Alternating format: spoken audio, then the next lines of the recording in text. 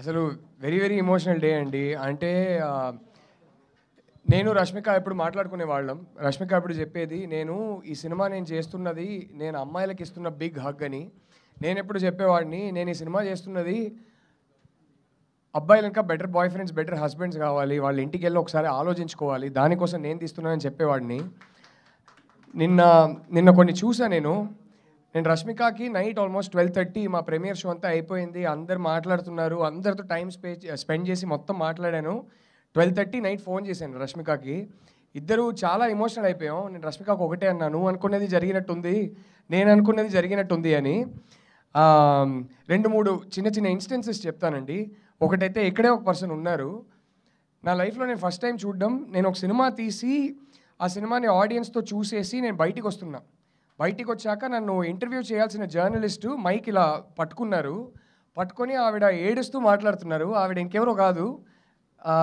It was such an emotional experience for me. Please రండి, please రండి. నా సినిమా షీఈస్ డూయింగ్ అవర్ జాబ్ చాలా ప్రొఫెషనల్గా. సినిమా గురించి నన్ను క్వశ్చన్స్ అడుగుతున్నారు, కానీ కళ్ళల్లో నీళ్ళు తిరుగుతున్నాయి. అది చూసి నేను ఎమోషనల్ అవుతున్నా. It was a beautiful moment అండి. I don't know, I'm blessed to have a moment like that in my career. I think it was just two human beings connecting. మనం పనులు చేసుకుంటున్నాం. ఒక డైరెక్టర్గా నేను ఆన్సర్ ఇస్తున్నా, ఒక జర్నలిస్ట్గా మీరు అడుగుతున్నారు.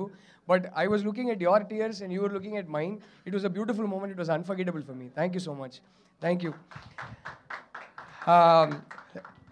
ఇవాళ ఒక ఇన్స్టాగ్రామ్లో ఒక అమ్మాయి ఒక రీల్ పెట్టిందండి.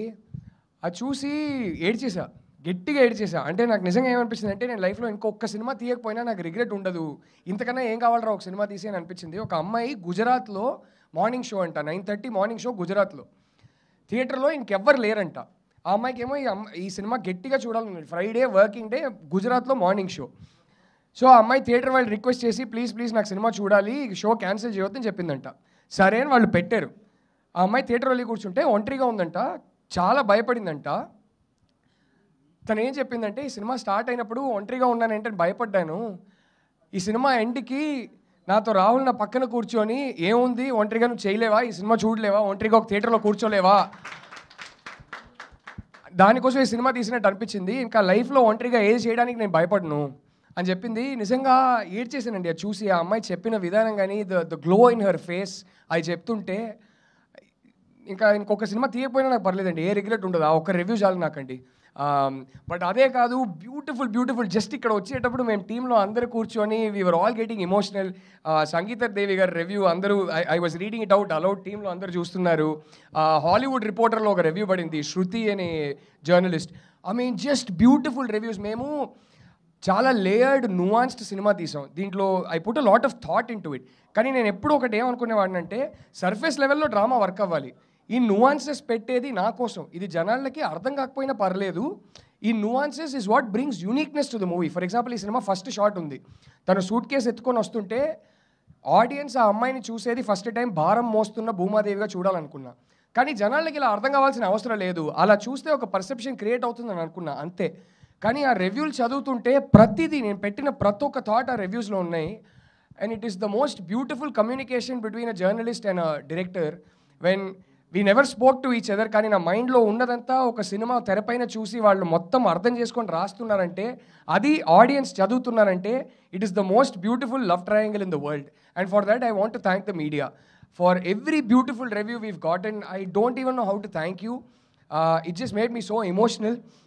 అండ్ ఇప్పుడు నెక్స్ట్ నేను అనుకున్నది ఏంటి ఈ సినిమాతో అచీవ్ చేయాలని, దానికి కొన్ని ఎగ్జాంపుల్స్ చెప్పాలనుకుంటున్నాను.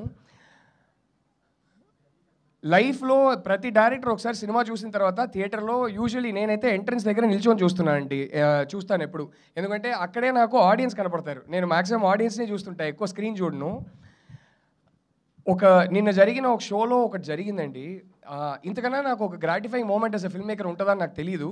నేను పెద్ద స్పాయిలర్ లేకుండా చెప్తాను. క్లైమాక్స్లో ఒక షాట్ ఉంటుంది, అమ్మాయి దగ్గర నుంచి దుపట్టాకి ప్యాన్ చేస్తాం.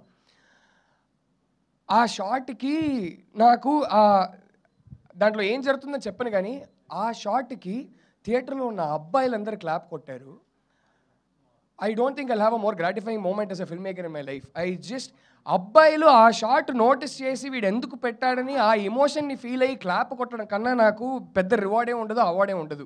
ఇప్పుడు కోరుకునేది ఒకటే, మా ప్రొడ్యూసర్స్కి రివార్డ్ కావాలని. నేను ఈ సినిమా ఎందుకు తీశానో, నేను ఈ స్టోరీ ఎందుకు చెప్పాలనుకున్నానో, జస్ట్ ఆల్ యువర్ రెస్పాన్సెస్. ఇవాళ పొద్దున్న నుంచి నాకు ఫోన్ కాల్స్ వస్తున్నాయి, and there are women who have called me and they are just crying. మాట్లాడడానికి ట్రై చేస్తున్నారు, ఏడుపు మధ్యలో మాట్లాడలేకపోతున్నారు. And I said, I understand, మీరేం చెప్పక్కర్లేదండి అని చెప్పి I felt emotional and I was just listening to them cry. I'm blessed to have such experiences in life as a filmmaker. అంటే వాళ్ళ రియాక్షన్స్ చూసి మనం ఒకటి డీప్గా చెప్పాలి ఈ స్టోరీని అనుకున్నాం, కానీ ఇది అంతకన్నా దీంట్లో డెప్త్ ఉందని వాళ్ళ రియాక్షన్ చూసి నేను తెలుసుకుంటున్నా. And I think that's the most beautiful thing that's happen to this film. And I just want to thank the media so much. ఇంకా 10 minutes కాలేదు కదా, మాట్లాడాల్సింది అయితే మాట్లాడేసా. బట్ ఓకే, oh yes, అంటే నేను from yesterday I have been personally వాట్సాప్లో I have been thanking everybody in my team. Darling team దొరికింది. అంటే కొన్ని సినిమాలు డైరెక్టర్స్, ఇది I think it was destiny అండి, because this film so blessed. I have been so blessed. ఈ సినిమాలో పనిచేసిన ప్రతి ఒక్కరు చెప్తున్నాను, ఒక్కరు కూడా పే చెక్ కోసం పనిచేయలేదండి. తెలిసిపోద్దండి, ఒకరితో పని చేస్తుంటే మనకు తెలిసిపోద్ది వాళ్ళు పే చెక్ కోసం పనిచేస్తున్నారా కాదా అని. అయ్యో సార్, బాగానే ఇచ్చారు, గట్టిగా ఇచ్చారు అందరికీ, కానీ దానికోసం పని చేయట్లేదని వాళ్ళ కళ్ళలో తెలుస్తుంది నాకు.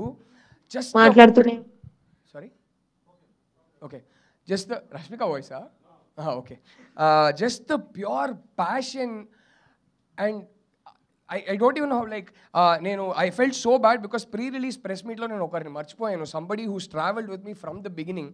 ఈ సినిమాలో ఒకటి,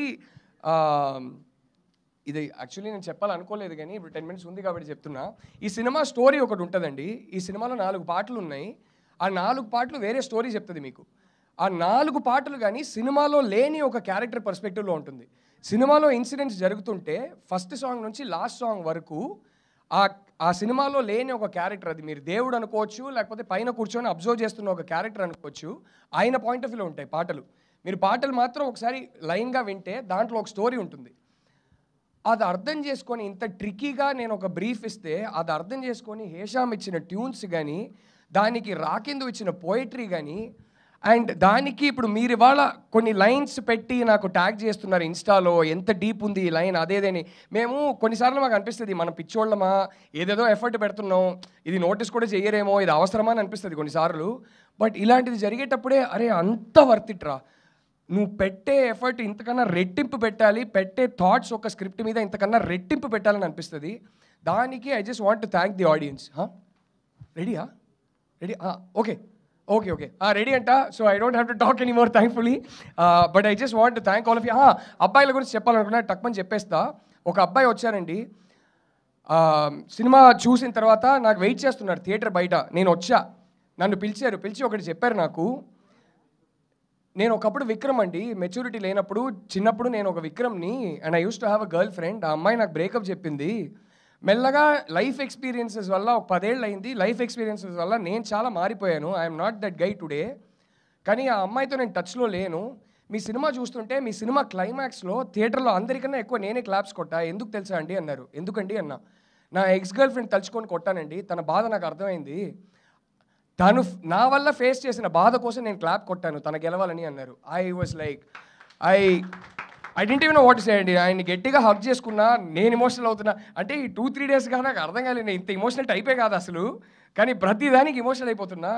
I think this is because of the love that the audiences are giving. It's gone beyond reviews, it's gone beyond everything now. Just people sharing their experiences and some of the in depth analysis coming from people, from audiences. That's just పెట్టిన ప్రతి thought effort worth it అనిపిస్తుంది. So yeah, that's all I have to సే.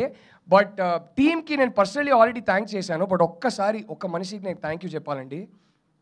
అరవింద్ గారు and my 2 producers, విద్యా గారు, ధీరజ్ గారు.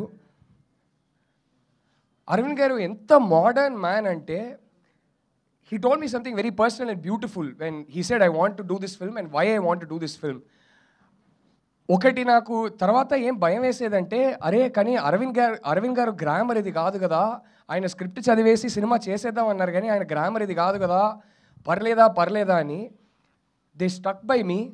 They allow, even though it's not a typical Geetha Arts glamour film, they allow me to tell my story and they enabled me to tell it the way I wanted to tell it.